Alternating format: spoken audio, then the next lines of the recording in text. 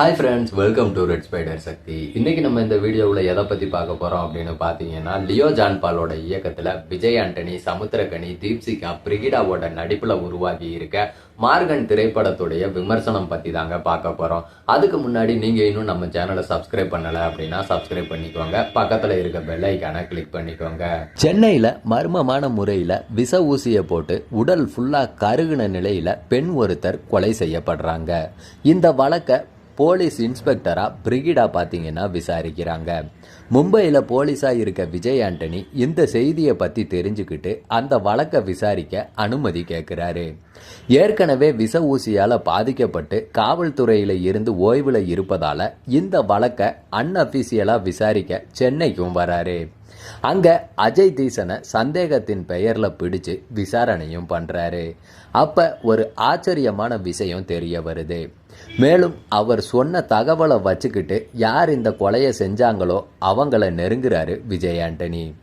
அங்க வேற ஒரு அதிர்ச்சியான விஷயத்தை தெரிஞ்சுக்கிறாரு. அது என்னன்றத அடுக்கடுக்கான திருப்பங்களோட சொல்லி இருக்க படம் தான் மார்கன். பல படங்களில் எடிட்டராக வேலை செஞ்ச லியோ ஜான்பால் இந்த படம் மூலமாக இயக்குனராக அறிமுகமாகி இருக்காரு.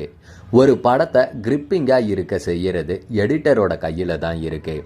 அப்படி பல படங்களை தன்னோட கத்திரிக்கோள் மூலமாக ட்ரிம்மிங் செஞ்சு ரசிக்கிற மாதிரியான மாற்றின அனுபவத்தை வச்சுக்கிட்டு பரபரப்பான த்ரில்லர் படத்தை கொடுத்துருக்காரு.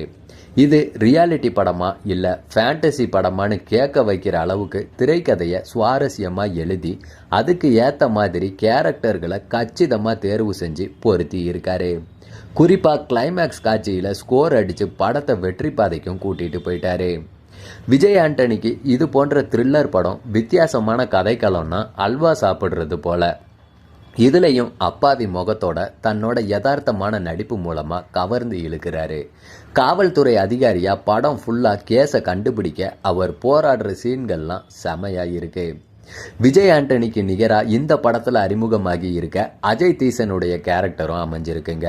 இன்னும் சொல்ல போனால் சில காட்சிகளில் விஜய் ஆண்டனியை தாண்டியும் அவர் சூப்பராகவே ஸ்கோர் பண்ணி இருக்காரு. இவங்களை தவிர போலீஸா வர்ற மகாநதி சங்கர், பிரிகிடா இவங்களும் திறமையான நடிப்பை வெளிப்படுத்தி இருக்காங்க. வழக்கம் போல சமுத்திரகனியோட நடிப்பு கச்சிதமா இருக்கு. வித்தியாசமா நடிப்பை தீப்சிகா கொடுத்து படத்தை எலிவேட் பண்ணி இருக்காங்க. இவங்களோட படத்துல நடிச்சிருக்க வினோத் சாகர், ராமச்சந்திரன், கனிமொழி உள்ளிட்ட எல்லாருமே தங்களோட பங்களிப்பை சிறப்பாக செஞ்சிருக்காங்க. ஒளிப்பதிவாளர் யுவாவுடைய கேமரா படக்காட்சிகளை பிரம்மாண்டமாக காட்டி இருக்கு. விஜய் ஆண்டனியுடைய இசையில பாடல்கள் மற்றும் பின்னணி இசை ரசிக்கிற மாதிரி தான் இருக்கு. திரைக்கதை, கிளைமேக்ஸ் ட்விஸ்ட், நடிகர்களுடைய பங்களிப்பு படத்துக்கு ப்ளஸ்ஸாக அமைஞ்சிருக்கு. அதோட படத்தை சஸ்பென்ஸ் த்ரில்லராக தொடங்கி அதுக்கப்புறம் ஃபேண்டசி படம்னு சொல்கிற அளவுக்கு சுவாரஸ்யமாக கொடுத்துருக்காரு இயக்குனர். இதுவரைக்கும் தமிழ் சினிமாவில் சொல்லப்படாத ஒரு விஷயத்தை வச்சு கிளைமேக்ஸை முடிச்சிருக்கிறது பெரிய ட்விஸ்ட்டுங்க. இருந்தாலும் தொடர் கொலைகள், அதுவும் ஒரே பேட்டர்ன், யார் செஞ்சிருப்பாங்கன்ட்டு பல பரபரப்பான சம்பவங்கள் இருந்தும் இருக்கையோட நுனியில் ரசிகர்களை வர வைக்கிற காட்சி ஒன்று கூட இல்லை.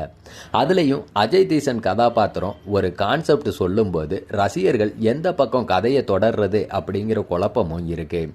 ஒரு சில இடங்களில் இன்னும் கொஞ்சம் கத்தரியை பயன்படுத்தி இருந்தால் த்ரில்லர் படங்களில் பெஞ்ச் மார்க்காக இருந்திருக்கும் இந்த மார்கன்.